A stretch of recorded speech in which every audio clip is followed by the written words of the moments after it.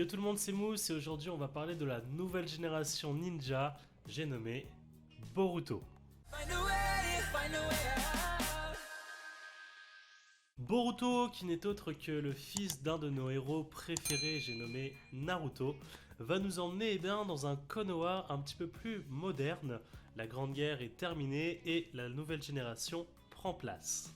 Faites place aux plus sages entre nous. Boruto, qui est un jeune adolescent, est en conflit avec son père, je rappelle, qui est le 7ème Hokage. Et ça se passe pas très bien. Lui n'a pas du tout comme rêve de devenir Hokage, mais plutôt de vivre en fait sa propre vie et que personne l'emmerde. Je vous emmerde, je rentre à ma maison. Malgré son sale caractère, on découvre quand même qu'il a un sacré talent pour le métier de ninja. Ninja. Si vous aimez un petit peu les ninjas, je vous le conseille vraiment beaucoup. Par contre, attention, ce serait quand même pas mal de lire ou au moins de regarder l'anime Naruto juste avant, histoire de mieux s'imprégner des personnages et de comprendre un petit peu l'historique et la situation actuelle.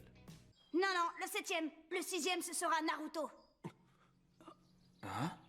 Comme toujours, les points positifs et les points négatifs du manga, c'est parti. Le premier point positif, c'est vraiment agréable qu'ils intègrent l'ancienne génération avec la nouvelle. Ça permet de voir en fait qu'est-ce qu'ils sont devenus, est-ce qu'il y a eu des couples qui se sont formés, est-ce qu'ils ont eu des enfants, etc. Donc ça, je trouve ça vraiment très drôle et vraiment sympathique. L'histoire, quant à elle, est très bien racontée, ça laisse un léger suspense à la fin qui nous donne envie en fait de savoir la suite. Donc ça, c'est un très bon point. Les points négatifs, et là, malheureusement, je trouve qu'il y en a quand même un petit peu et qui auraient pu peut-être être évités.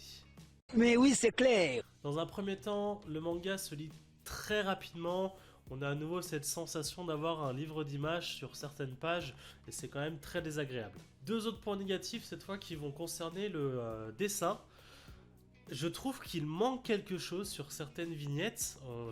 On a l'impression que ça fait un peu vide, qu'il manque peut-être un arrière-plan ou c'est assez perturbant et assez bizarre. C'est bizarre. Exactement, c'était bizarre.